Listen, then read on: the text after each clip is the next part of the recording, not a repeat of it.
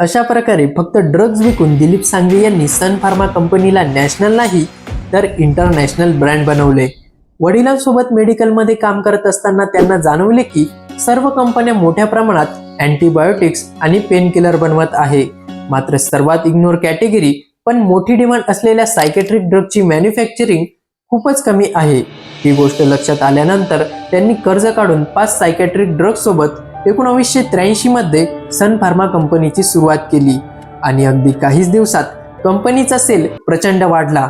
मात्र इथेच न थांबता ही स्ट्रॅटेजी वापरून त्यांनी लो कॉम्पिटिशन कॅटेगरीतल्या ड्रग्जना टार्गेट करत सन फार्माला ब्रँड बनवले।